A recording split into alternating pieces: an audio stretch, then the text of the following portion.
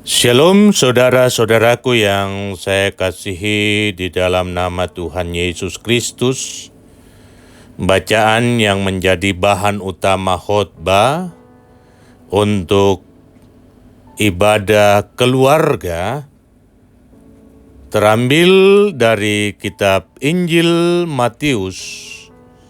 Kitab Injil Matius pasal 9 ayat 9 sampai 13.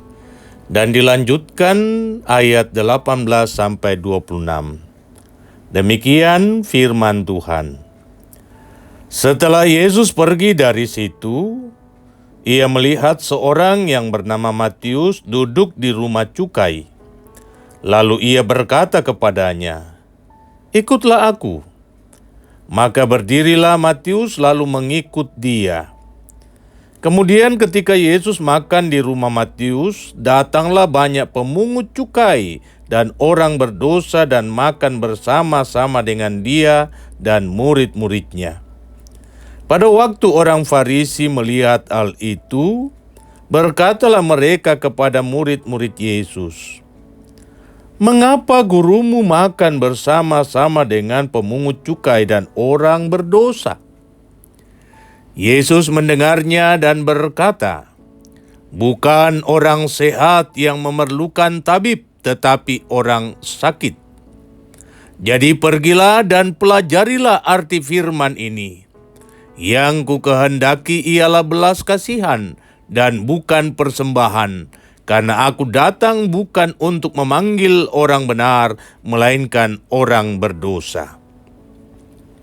Sementara Yesus berbicara demikian kepada mereka, datanglah seorang kepala rumah ibadat lalu menyembah dia dan berkata, "Anakku perempuan baru saja meninggal, tetapi datanglah dan letakkanlah tanganmu atasnya, maka ia akan hidup."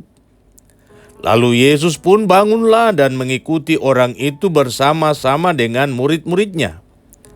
Pada waktu itu seorang perempuan yang sudah 12 tahun lamanya menderita pendarahan, maju mendekati Yesus dan dari belakang dan menjamah jumbai jubahnya.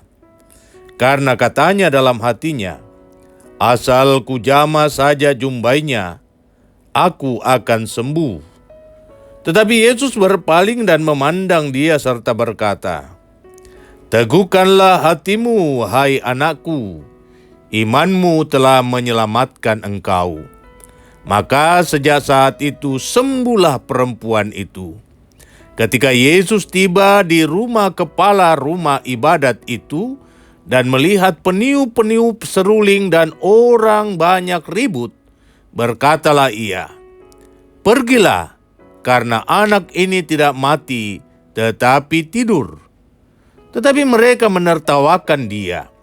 Setelah orang banyak itu diusir, Yesus masuk dan memegang tangan anak itu. Lalu bangkitlah anak itu. Maka tersiarlah kabar tentang hal itu ke seluruh daerah itu. Demikian firman Tuhan. Tema kita, ketaatan yang dikehendaki Allah. Saudara-saudara yang saya kasihi, hari ini, jika pertanyaan diajukan kepada kita, siapakah di antara kita yang ingin menjadi orang Kristen yang taat? Maka saya percaya bahwa kita semua akan mengacungkan tangan. Kita semua rindu untuk menjadi anak-anak Tuhan yang taat. Namun pertanyaannya tidak berhenti sampai di situ. Masih ada pertanyaan lanjutan. Ketaatan seperti apa yang sedang kita bangun saat ini? Dan yang paling penting, ketaatan seperti apa yang sebenarnya dikehendaki oleh Allah? Jujur saudara-saudara, seringkali dunia sekuler bahkan dunia religius menjebak kita dalam definisi ketaatan yang keliru.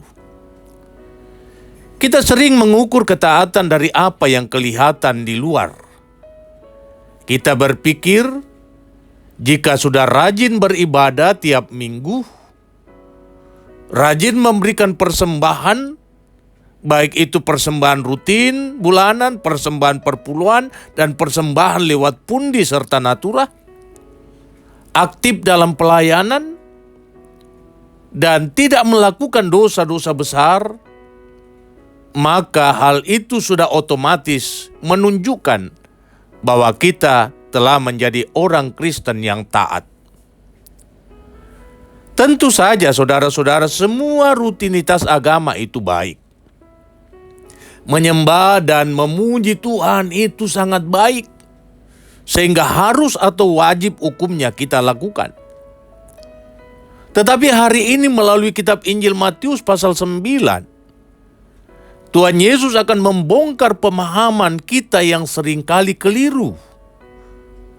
Yesus menunjukkan bahwa ketaatan yang sejati tidak hanya sebatas berbicara tentang pemenuhan kewajiban agama yang kaku atau ritual lahiriah yang kering.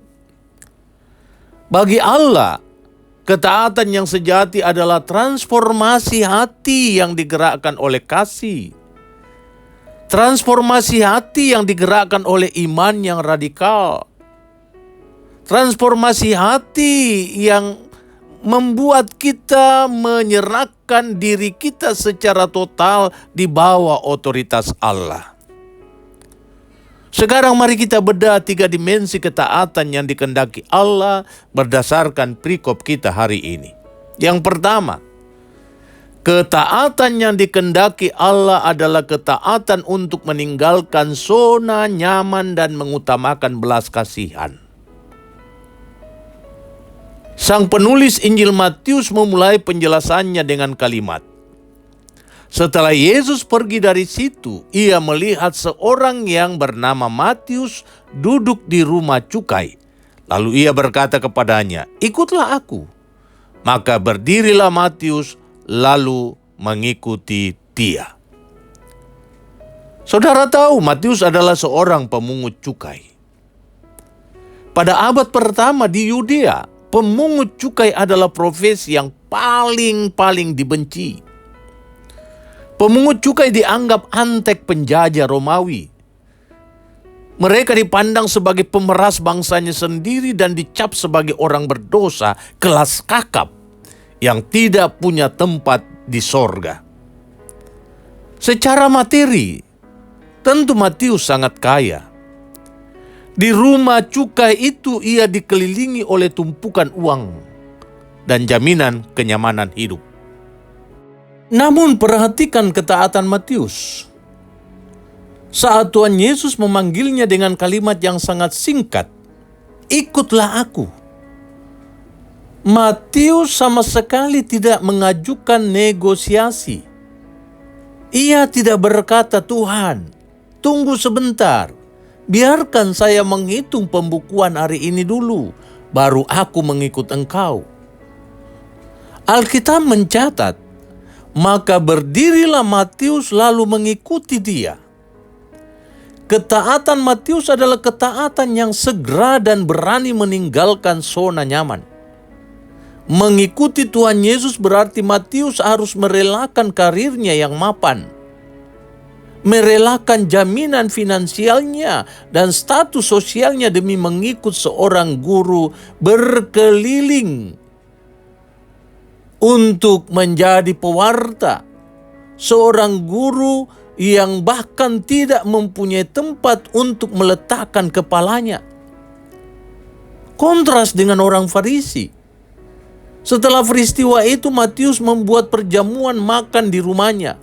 Tuhan Yesus makan bersama dengan para pemungut cukai dan orang-orang berdosa lainnya, dan melihat hal itu, orang-orang Farisi mulai bersungut-sungut.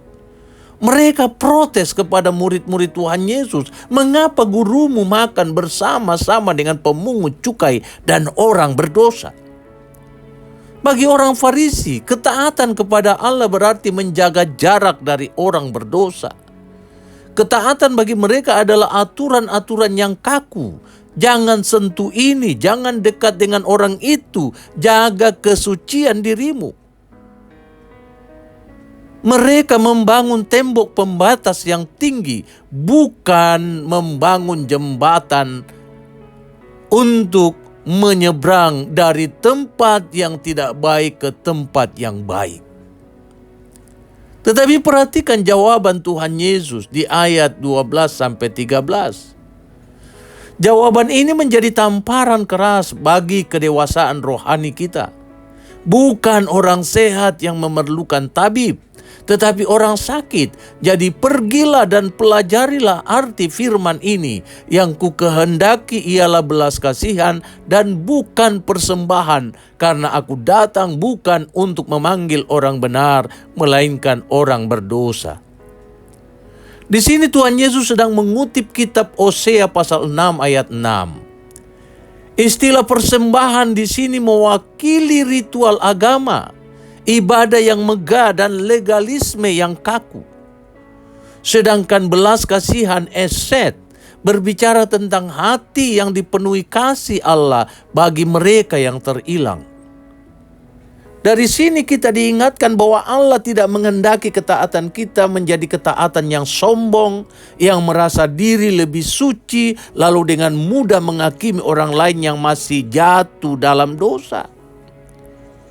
Allah menghendaki ketaatan yang melahirkan belas kasihan. Ketaatan kita kepada Tuhan harus membuat kita memiliki hati yang hancur jika melihat ada orang-orang yang terhilang, bukan justru menjauhi mereka. Yang kedua, ketaatan yang lahir dari iman yang radikal dan berani. Dimensi kedua dari ketaatan yang dikehendaki Allah ditunjukkan di tengah jalan, ketika Tuhan Yesus sedang berjalan menuju sebuah rumah. Tiba-tiba ada yang menghadangnya di tengah jalan itu.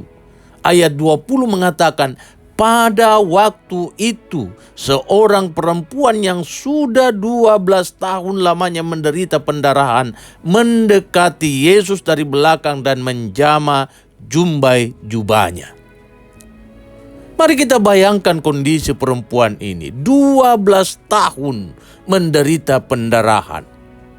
Menurut hukum Taurat dalam Imamat pasal 15, seorang perempuan yang mengalami pendarahan statusnya adalah najis.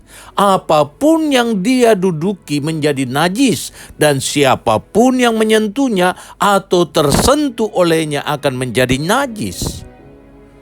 Selama 12 tahun, perempuan ini tidak hanya menderita fisik, tetapi menderita psikis. Perempuan ini dikucilkan dari masyarakat, tidak boleh beribadah di bait Allah, dan dianggap sebagai sampah masyarakat. Secara aturan agama saat itu, perempuan ini seharusnya tetap diam di rumahnya, mengisolasi dirinya, berteriak najis-najis jika ada orang yang mendekat, dan itu adalah aturan. Tetapi perempuan ini memiliki ketaatan iman yang melampaui ketakutan akan aturan manusia. Ia mendengar tentang Tuhan Yesus. Di dalam hatinya timbul iman yang radikal. Asal ku jamah saja jubahnya, aku akan sembuh. Ia nekat menyusup di antara kerumunan orang banyak. Tindakannya ini sangat berisiko. Jika orang-orang tahu dia najis dan berani menyentuh kerumunan, dia bisa dirajam dengan batu. Tetapi ia tetap melangkah, ia menaati dorongan iman di dalam hatinya untuk datang kepada satu-satunya sumber kesembuhan, yakni Tuhan Yesus. Dan apa yang terjadi? Saat dia berhasil menjamah jumbai jubah Tuhan Yesus, Tuhan Yesus menoleh dan berkata, "Teguhkanlah hatimu, hai anakku, imanmu telah menyelamatkan engkau."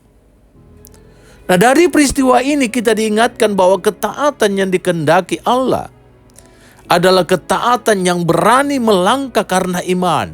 Meskipun di situasi kita dihalangi, kita dihadang, bahkan mungkin saja kita akan dirajam. Seringkali saudara-saudara, untuk menaati firman Tuhan, kita harus melawan arus dunia. Dunia mungkin berkata, jangan jujur dalam bisnismu, nanti kamu rugi. Atau dunia berkata, jangan ampuni orang itu, dia sudah keterlaluan kepadamu. Tetapi ketaatan iman yang radikal menuntut kita untuk tetap menjama jubah Tuhan Yesus. Artinya tetap melekat pada firman-Nya tanpa peduli apa kata dunia di sekitar kita. Dan yang ketiga, ketaatan yang dikehendaki Allah adalah ketaatan yang melampaui logika dan keputusasaan. Sekarang kita lihat kisah pembungkus dari rangkaian mujizat ini, yaitu kisah seorang kepala rumah ibadat yang dalam Injil lain disebut Yairus. Di ayat yang ke-18 ia datang menyembah Yesus dan berkata, "Anakku perempuan baru saja meninggal. Tetapi datanglah dan letakkanlah tanganmu atasnya, maka ia akan hidup."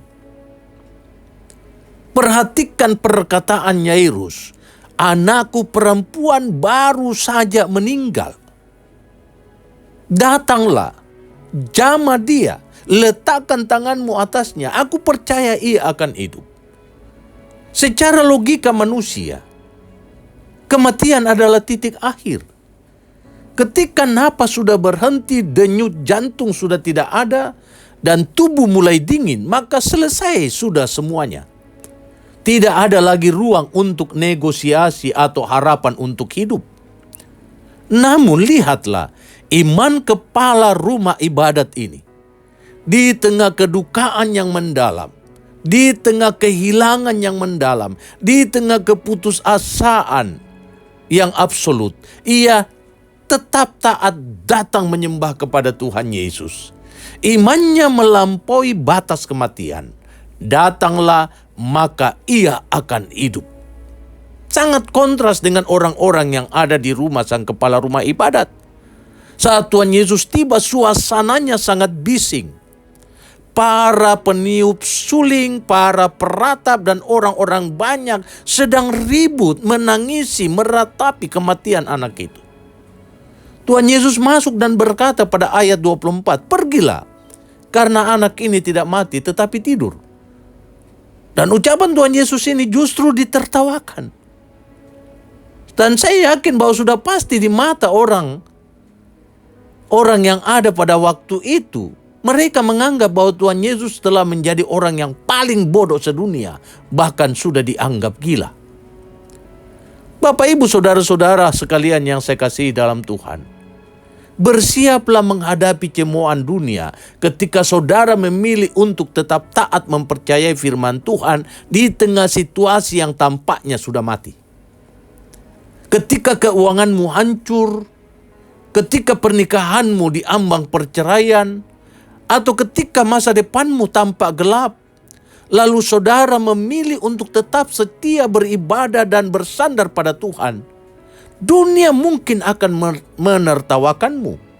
Mereka akan berkata, untuk apa berdoa? Untuk apa membaca firman? Untuk apa beribadah? Semuanya sudah terlambat. Tetapi lihatlah, Tuhan Yesus tidak terpengaruh dengan keadaan itu. Juga Yairus tidak terpengaruh dengan keadaan itu. Justru Tuhan Yesus bertindak mengusir orang banyak itu. Ia masuk ke kamar anak itu, memegang tangannya, dan seketika itu juga anak itu bangkit dan hidup kembali. Kematian harus tunduk pada otoritas Kristus.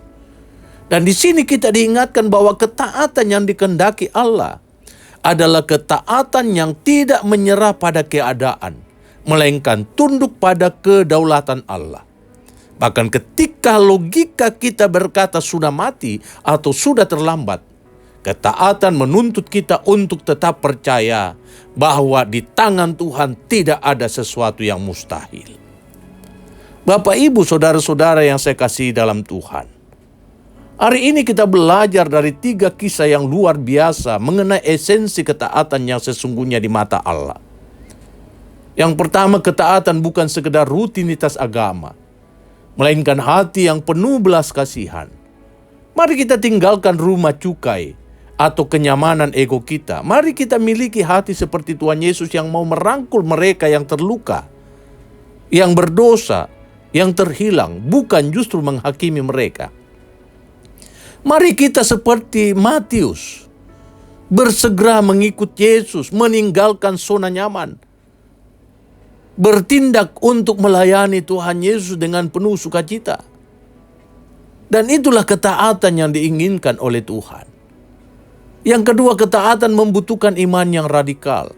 Seperti perempuan yang mengalami pendarahan. Mari kita buang segala ketakutan kita. Taatilah firman Tuhan. Meskipun kita harus berjalan melawan arus dunia. Dan yang ketiga, ketaatan melampaui logika manusia. Jangan batasi kuasa Tuhan dengan keterbatasan pikiran kita.